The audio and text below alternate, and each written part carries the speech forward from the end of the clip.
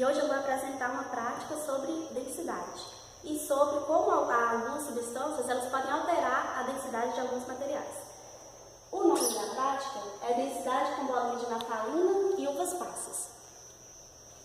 Então eu vou estar fazendo duas demonstrações, que o raciocínio é similar, mas eu vou estar fazendo as duas para demonstrar. Então, na primeira, com as bolinhas de naftalina, nós vamos precisar de vinagre, um frasco transparente, que no meu caso eu tenho Becker, mas também pode ser uma garrafa PET transparente, bicarbonato de sódio, eu vou usar aproximadamente uma colher. No caso aqui eu tenho também uma haste e uma espátula, mas pode também ser uma colher, só para homogeneizar mesmo a solução. E as bolinhas de naftalina. E água também, né? Uma quantidade de água. Então, primeiro a gente vai pegar o vinagre, adicionar no recipiente aproximadamente uns 20 ml ou então 1/5 do volume do recipiente.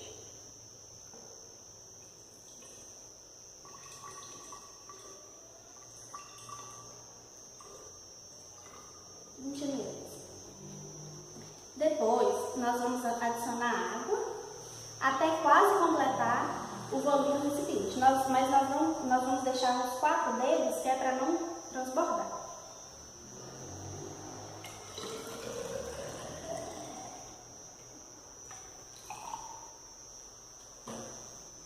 Depois, a gente acrescenta a essa solução o bicarbonato. Eu vou adicionar uma medida. É interessante ter em mãos uma colher, ou no meu caso a haste, para poder estar mexendo a solução, para a reação ocorrer mais rápido.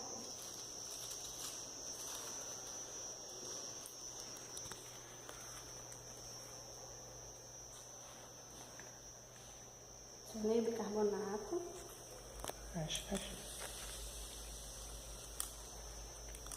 No caso aqui transbordou, mas a reação ainda, eu acho que vai dar para visualizar. Tá?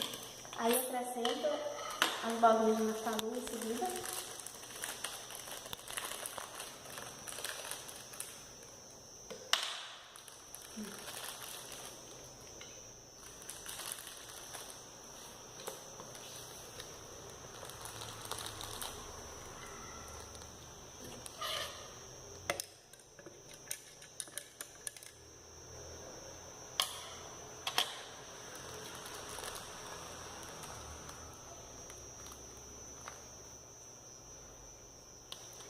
Então, como vocês puderam perceber, o que aconteceu? Inicialmente, quando eu joguei a bolinha, ela foi para o fundo do recipiente, né? Que era de se esperar, porque a bolinha de naftalina é mais lisa. Porém, depois ela foi para a superfície.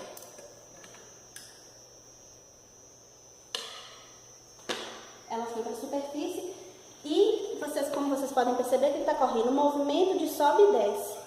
Por que isso está acontecendo? Porque, de acordo com a densidade, se o material for mais denso, ele vai afundar. E se ele for menos denso, ele vai flutuar, certo? No nosso caso, depois vocês vão perceber que vai ficar ocorrendo, ela vai flutuar, depois ela vai afundar, vai flutuar e vai ficar ocorrendo esse movimento de sobe e desce por um bom período de tempo. Por que isso acontece? Porque o gás carbônico que se adere, não sei se dá para observar direitinho, tem umas bolinhas em volta das bolinhas de naftalina, que envolve a parede rugosa da naftalina. Essas bolinhas são formadas por gás carbônico. O que acontece? Quando o gás carbônico aderiu à bolinha de naftalina, ela diminuiu a densidade delas. E é por isso que ocorre isso. Elas ficam nesse movimento. Mas só que de onde que vem esse gás carbônico, né? Esse gás carbônico, lembra que eu coloquei vinagre e coloquei bicarbonato? Esse gás carbônico vem dessa reação química.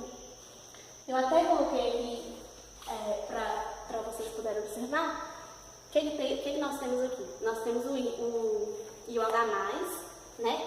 Mais bicarbonato de sódio, que é solúvel em água, formou o que formou? Gás carbônico. gás carbônico mais água. Então é por isso que ocorre. Então, no caso, foi o gás carbônico que alterou a densidade da naftalina.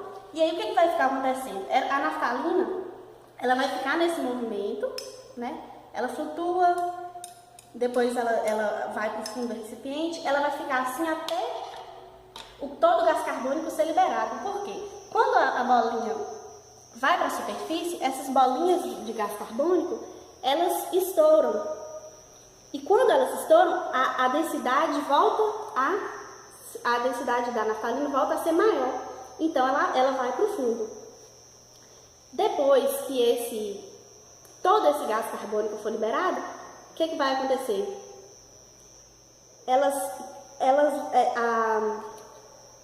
Aí, você como está vendo? Fica esse movimento de sobe e desce. Então, esse movimento de sobe e desce só vai parar quando todo o gás carbônico for liberado. E aí as bolinhas vão flutuar, tá? Então, esse foi com as bolinhas de naftalina. Com a uva passa, é o raciocínio mesmo. O que é que nós vamos fazer? Eu vou demonstrar também como que uma substância pode alterar a densidade de um material, tá? Então, nós vamos precisar de quê? Um becker. Aqui eu tenho um becker, mas pode ser um copo, né, transparente. É o mesmo efeito. Uvas passas, bem picadinhas, tá? E comprimido antiácido efervescente. Aí eu vou colocar uma quantidade de água no becker. Não precisa ser um volume específico, tá? Água. Depois eu vou colocar os 2 comprimidos efervescentes.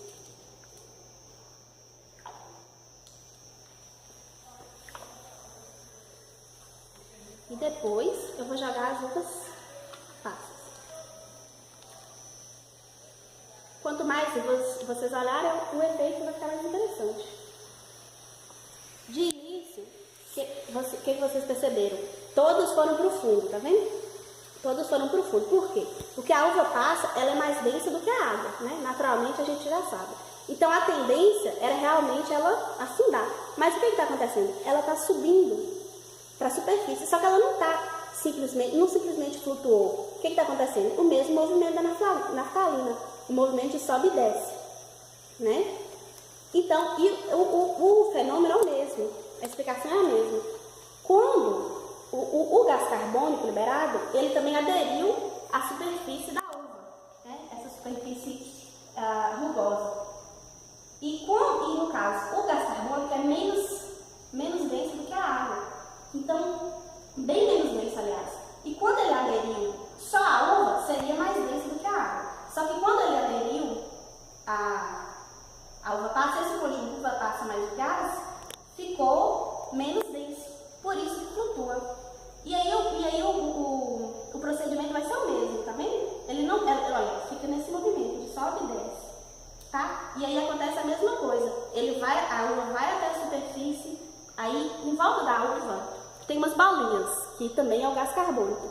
Quando a uva chega na superfície, essas bolinhas estouram, libera gás carbônico, e aí depois elas voltam a afundar. Esse movimento vai ocorrer até que todo o gás seja liberado.